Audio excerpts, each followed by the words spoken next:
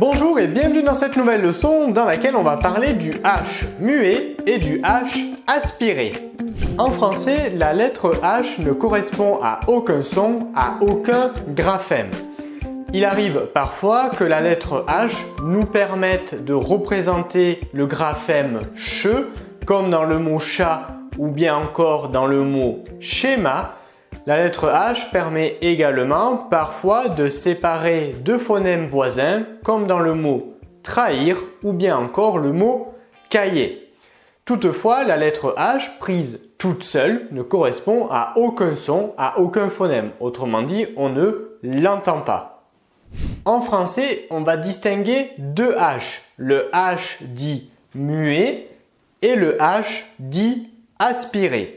Lorsque le H est muet, eh bien celui-ci n'a aucun effet sur la prononciation et il sera possible de faire les liaisons ainsi que l'élision avec l'article et l'idée L'.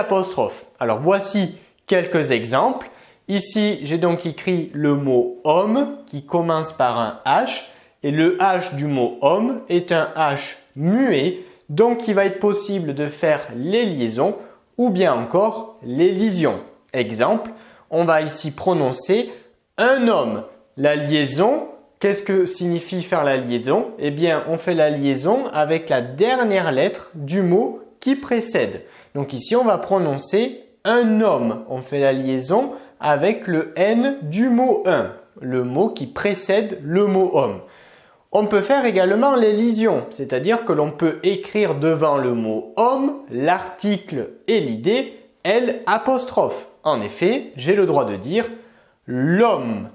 Au passage ici, un grand homme, lorsque l'on va réaliser la liaison avec le mot grand, eh bien cette liaison va se prononcer T, bien que la dernière lettre du mot grand soit un D. Ici, on va prononcer la liaison T. Un grand homme. Ici, lorsque l'on va faire la liaison, on va entendre le son Z. Les hommes. Donc ici, on a bien un exemple de mot où on a un H muet qui nous permet donc de faire les liaisons ou bien l'élision avec l'article et l'idée L'. Alors, il y a d'autres exemples. Par exemple, le mot habitude. Je vais pouvoir dire l'habitude. Je peux faire également les liaisons. Les habitudes, toujours avec le son Z. Autre exemple possible, le mot herbe, l'herbe, les herbes. Pareil pour le mot heure, l'heure, les heures. Donc dans tous ces mots ici, on a ce que l'on appelle un H muet qui n'a donc aucun effet sur la prononciation et qui va nous permettre donc de faire des liaisons ou bien l'élision avec l'article et l'idée L'. Et de notre côté, on a le H aspiré qui cette fois est une consonne à part entière et qui ne va pas nous permettre de réaliser des liaisons ou bien l'élision. Regarde ici quelques exemples. On a ici le mot hibou. Je vais pouvoir dire le hibou. On retrouve ici l'article le, mais je ne peux pas utiliser l'article et l'idée L'. En effet, on ne va pas dire l'hibou. On va bien dire le hibou. Donc ici, l'élision, elle n'est pas possible.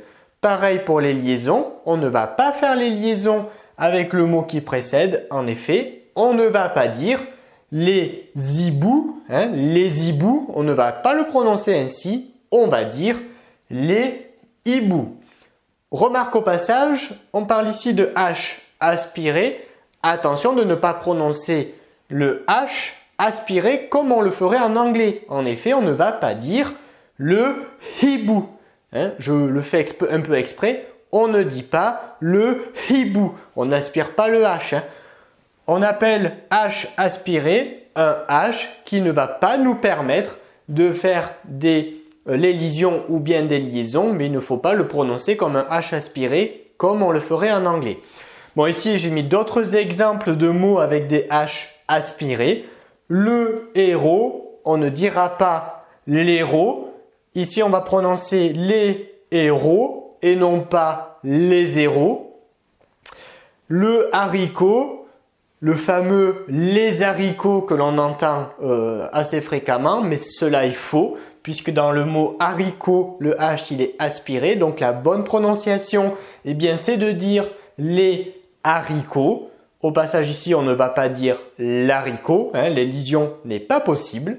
Pareil pour le mot housse, la housse, les housses, on ne va pas dire ici l'ousse et non plus les housses. On va dire la housse, les housses. D'accord? Donc pas d'élision possible ni de liaison. Mais alors, comment savoir si dans un mot, on a affaire à un H muet ou bien à un H aspiré? Eh bien, pour le savoir, il faut se référer à un dictionnaire linguistique. Donc, je vais prendre l'exemple ici du dictionnaire linguistique Larousse en ligne, puisque dans ce dictionnaire-là, lorsque les mots ont des H aspirés, tu verras que devant le mot, le dictionnaire fait apparaître une petite astérisque pour signifier que le H qui commence le mot est un H aspiré. Si il n'y a pas de petite astérisque devant le mot, alors il s'agira ici, dans ce cas-là, d'un H muet. Donc pour savoir si un mot qui commence par un H, c'est un H muet ou bien un H aspiré, eh bien il faut se référer à un dictionnaire linguistique et savoir quel code il utilise pour différencier ces deux H.